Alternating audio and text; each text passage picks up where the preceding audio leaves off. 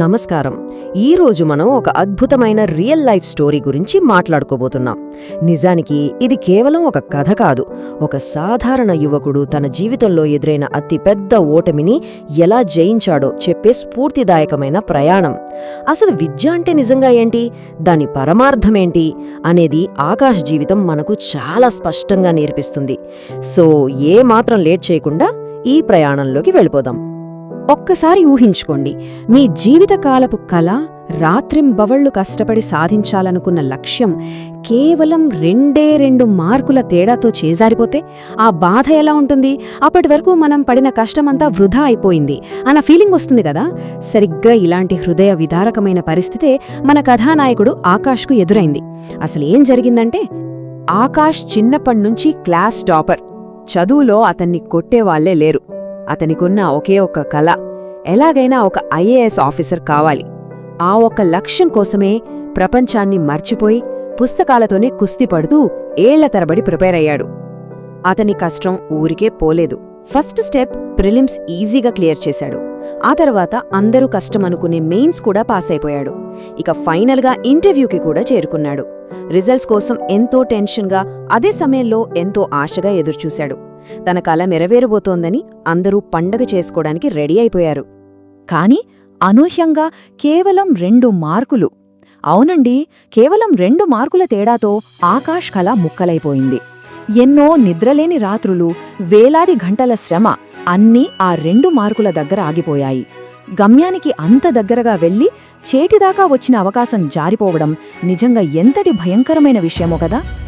ఆ రిజల్ట్ చూశాక ఆకాష్ పూర్తిగా కుంగిపోయాడు. ఇన్నేళ్ల నా కష్టం, నా చదువు మొత్తం వృధా అయిపోయింది, నేనిక ఎవ్వరికీ పనికిరాను అని తనలో తానే కుమిలిపోతూ తీవ్రమైన డిప్రెషన్లోకి వెళ్ళిపోయాడు. ఎవ్వరితోనూ మాట్లాడ్డం మానేసి ఆ బాధను భరించలేక సిటీ నుంచి తన సొంత ఊరికి తిరిగి వెళ్ళిపోయాడు. అయితే ప్రతి చీకటి రాత్రి తర్వాత ఒక ఉదయం వస్తుంది కదా. ఆకాష్ జీవితంలోనూ అదే జరిగింది. ఊళ్ళో ఎవ్వరితోనూ కలవకుండా ఒంటరిగా ఉంటున్న అతన్ని ఒకరోజు రాఘవ మాస్టారు అనే ఒక రిటైర్డ్ టీచర్ కలిశారు. ఆయన ఆకాష్తో ఏమీ మాట్లాడకుండా సైలెంట్గా ఊరి చివరున్న ఒక పాత లైబ్రరీకి అతన్ని తీసుకెళ్లారు. అక్కడ వీధి దీపం వెలుతురులో రఘు అనే ఒక అబ్బాయి గ్రూప్ ఎగ్జామ్స్ కోసం చదువుకుంటూ కనిపించాడు. అతను పగలు ఆటో నడుపుతూ రాత్రిపూట ఇలా చదువుకుంటాడు. అది చూసి ఆకాష్ ఆశ్చర్యపోయాడు. తట్టుకోలేక, అంత కష్టపడుతున్నావు కదా, ఒకవేళ నీకా జాబ్ రాకపోతే నీ పరిస్థితి ఏంటి అని రఘునడిగాడు. దానికి రఘు నవ్వుటూ ఇచ్చిన సమాధానముందే అది నిజంగా ఆకాష్ను నిశ్చేష్టుడిని చేసింది. అన్నా, చదువు అంటే కేవలం ఉద్యోగం కాదు, నన్ను నిన్నటికంటే ఒక మంచి మనిషిగా మార్చే జ్ఞానం. ఒకవేళ నాకు జాబ్ రాకపోయినా పర్వాలేదు, నా దగ్గర ఉన్న ఈ జ్ఞానాన్ని ఇంకొకరికి నేర్పిస్తాను అన్నాడు. ఈ మాటలు ఆకాష్ ఆలోచన విధానాన్నే పూర్తిగా మార్చేశాయి. ఆ వెంటనే రాఘవ మాస్టారు ఆకాష్ భుజం తట్టి ఇలా అన్నారు, చూసావాకాష్, నీ దగ్గర ఉన్న జ్ఞానాన్ని కేవలం ఒక ఎగ్జామ్ ఎప్పటికీ కొలవలేదు. ఆ జ్ఞానాన్ని ఇతరులతో పంచు, అప్పుడు దాని అస్సలు విలువేంటో నీకే తెలుస్తుంది. అక్షరాలా ఈ మాటలే ఆకాష్లో ఒక పెద్ద మార్పుకు శ్రీకారం చుట్టాయి. ఆ మరుసటి రోజే ఆకాష్లో ఒక కొత్త ఎనర్జీ వచ్చింది. తన వైఫల్యాన్ని, బాధను పక్కన పెట్టి తన నాలెడ్జ్ని అందరికీ పంచాలని నిర్ణయించుకున్నాడు.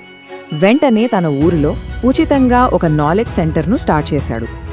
ఆ ఊళ్ళో చదువు మానేసిన పిల్లలకు, కాంపిటేటివ్ ఎగ్జామ్స్కి ప్రిపేర్ అయ్యే యువతకు తానే స్వయంగా క్లాసులు చెప్పడం మొదలుపెట్టాడు. అయితే అతను కేవలం పుస్తకాల్లో ఉన్న సబ్జెక్ట్స్ మాత్రమే చెప్పలేదు. వాళ్లకి పర్సనల్ డిసిప్లిను, లీడర్షిప్ స్కిల్స్, ఇంకా ముఖ్యంగా జీవిత విలువను కూడా నేర్పించాడు. ఒక రకంగా చెప్పాలంటే వాళ్లకి సంపూర్ణమైన విద్యను అందించాడు.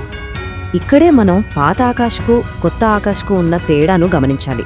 ఒకప్పుడు అతనికి విద్య అంటే కేవలం ఒక ఉద్యోగం, ఒక అధికారం లేదా ఒక ర్యాంక్ మాత్రమే. కాని ఇప్పుడు విద్య అంటే సాధికారత, సాటి మనుషులకు సేవ చేయడం, వాళ్లకి జ్ఞానాన్ని పంచడం. ఇదొక అద్భుతమైన మెంటల్ షిఫ్ట్ అని చెప్పాలి. అతను చేసిన ఈ సేవ వల్ల ఎలాంటి అద్భుతమైన రిజల్ట్స్ వచ్చాయో తెలుసా? కొన్నేళ్లలోనే ఆ ఊరి యువతలో ఏకంగా 4 ప్రభుత్వ ఉద్యోగాలు సాధించారు. వందలాది మంది డ్రాపౌట్ పిల్లలు తిరిగి స్కూల్స్కి, కాలేజీలకు వెళ్లారు. దీంతో ఆ ఊరి జనం ఆకాష్ను ఒక కలెక్టర్ కంటే ఎక్కువగా గౌరవించడం మొదలుపెట్టారు. సమాజం మీద అతని ఇంపాక్ట్ అలా ఉంది మరి.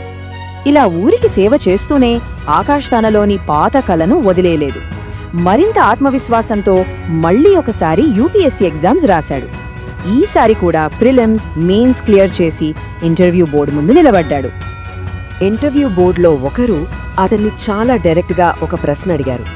ఆకాష్, గతసారి నువ్వు ఫెయిల్ అయిన తర్వాత ఈ 2 ఏళ్లలో ఏం చేశావు అని. నిజంగా ఎవరికైనా ఇది కొంచెం టెన్షన్ పెట్టే క్వశ్చన్.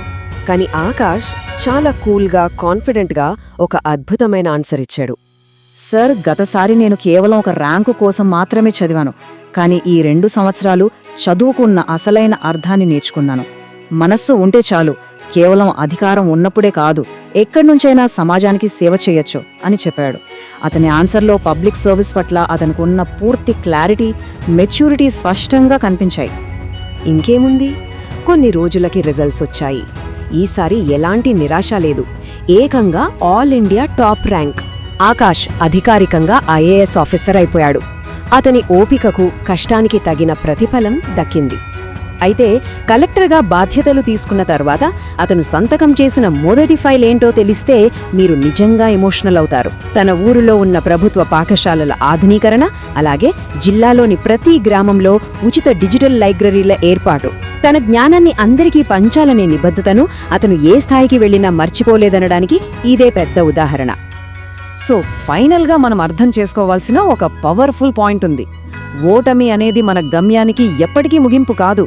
ఆ ఓటమిని మనం ఎలా వాడుకుంటామో అనేదే మన భవిష్యత్తుని డిసైడ్ చేస్తుంది. మన దగ్గరున్న నాలెడ్జ్ని మనతోనే ఉంచుకుంటే లాభం లేదు, దాని నలుగురితో పంచినప్పుడే దానికి నిజమైన విలువ. మరి మీ జీవితంలో ఎదురైన అడ్డంకులను మీరు ఎలా అవకాశాలుగా మలుచుకోబోతున్నారు? ఒక్కసారి ఆలోచించండి.